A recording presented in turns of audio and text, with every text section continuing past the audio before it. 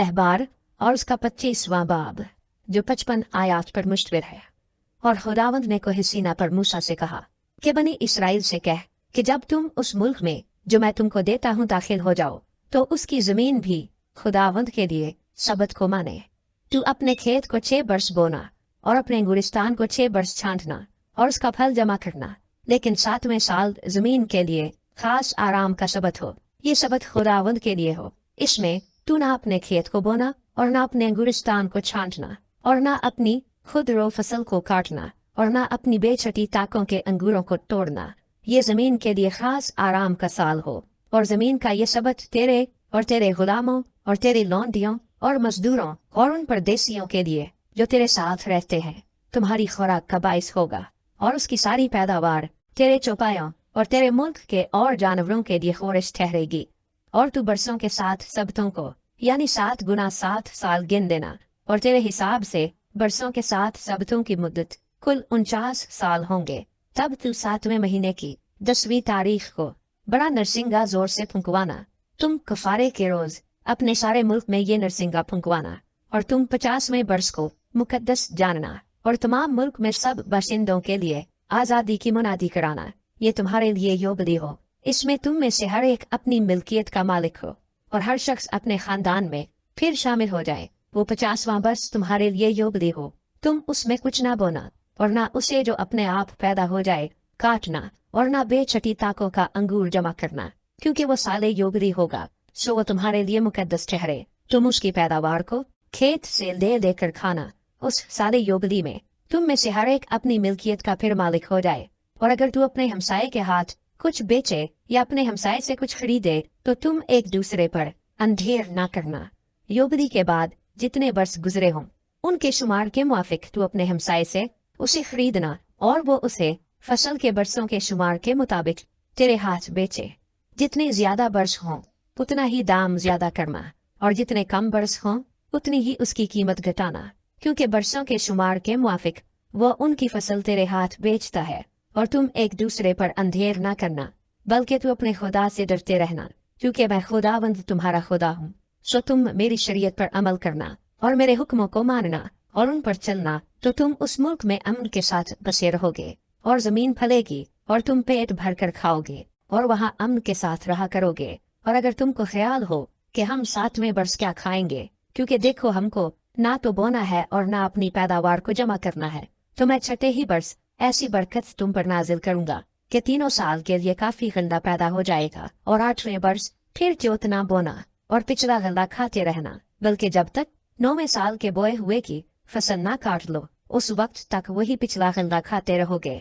और जमीन हमेशा के लिए बेची ना जाए, क्योंकि जमीन मेरी है और तुम मेरे मुसाफिर और मेहमान हो, बल्कि तुम अपनी मिल्कियत के मुल्क में हर जगह जमीन को छुड़ा लेने देना। और अगर तुम्हारा भाई मुफलिस हो जाए और अपनी मिल्कियत का कुछ हिस्सा बेच डाले, तो जो उसका सबसे करीबी रिश्तेदार है वो आकर उसको जिसे उसके भाई ने बेच डाला है छुड़ा दे। और अगर उस आदमी का कोई ना हो जो उसे छुड़ाए और वो खुद मालदार हो जाए और उसके छुड़ाने के लिए उसके पास काफी हो, तो वो फरोख्त के बाद के बरसों को गिनकर बाकी दाम उसको जिसके हाथ जमीन बेची है फेर दे। तब वो फिर अपनी मिल्कियत का मालिक हो जाए। लेकिन अगर उसमें इतना मकदूर ना हो कि अपनी जमीन वापस करा ले, तो जो कुछ उसने बेच डाला है वो साले योबली तक खरीदार के हाथ में रहे और साले योबली में छूट जाए। तब ये आदमी अपनी मिल्कियत का फिर मालिक हो जाए। और अगर कोई शख्स रहने के ऐसे मकान को बेचे जो किसी फसीलदार शहर में हो, तो वो उसके बिक जाने के बाद साल भर के अंदर अंदर उसे छुड़ा सकेगा, यानी पूरे 1 साल तक वो उसे छुड़ाने का हकदार रहेगा। और अगर वो पूरे 1 साल की मियाद के अंदर छुड़ाया ना जाए, तो उस फसीलदार शहर के मकान पर खरीदार का नस्ल दर नस्ल दायमी कब्जा हो जाए और वो साले योबली में भी ना छूटे। लेकिन जिन देहात के गिर्द कोई फसील नहीं, उनके मकानों का हिसाब मुल्क के खेतों की तरह होगा। वो छुड़ाए भी जा सकेंगे और साले योबली में वो छूट भी जाएंगे। तो भी लावियों के जो शहर हैं, लावी अपनी मिल्कियत के शहरों के मकानों को चाहे किसी वक्त छुड़ा ले। और अगर कोई दूसरा लावी उनको छुड़ा ले, तो वो मकान जो बेचा गया और उसकी मिल्कियत का शहर दोनों साले योबली में छूट जाए, क्योंकि जो मकान लावियों के शहरों में है वही बनी इसराइल के दरमियान लावियों की मिल्कियत है, पर उनके शहरों की नवाही के खेत नहीं बिक सकते, क्योंकि वो उनकी दायमी मिल्कियत है।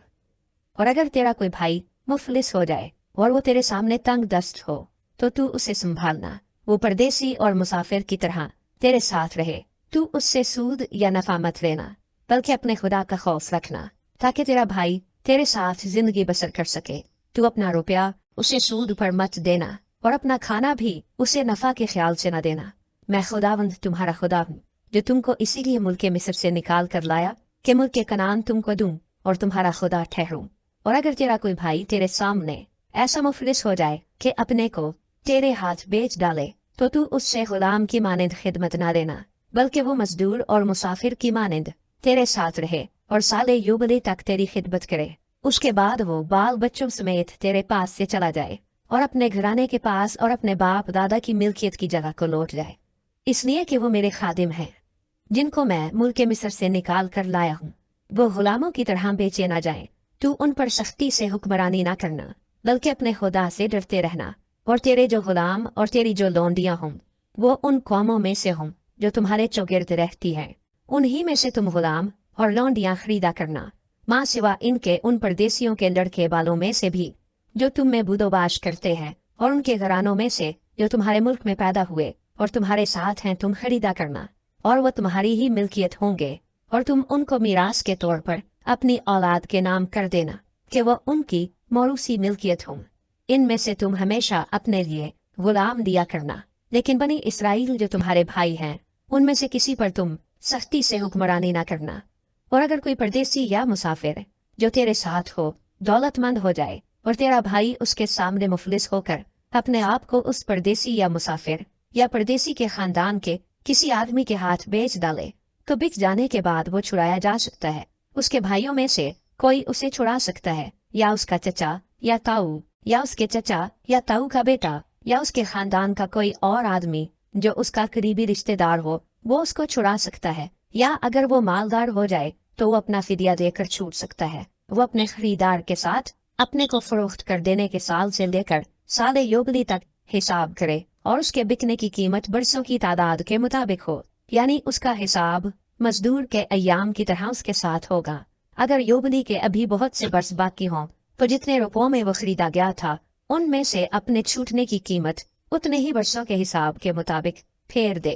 और अगर साले योबली के थोड़े से वर्ष रह गए हों तो वो उसके साथ हिसाब करे और अपने छूटने की कीमत उतने ही वर्षों के मुताबिक उसे फेर दे। और वो उस मजदूर की तरह अपने आका के साथ रहे जिसकी उजरत साल ब साल ठहराई जाती हो, और उसका आका उस पर तुम्हारे सामने सख्ती से हुकूमत न करने पाए।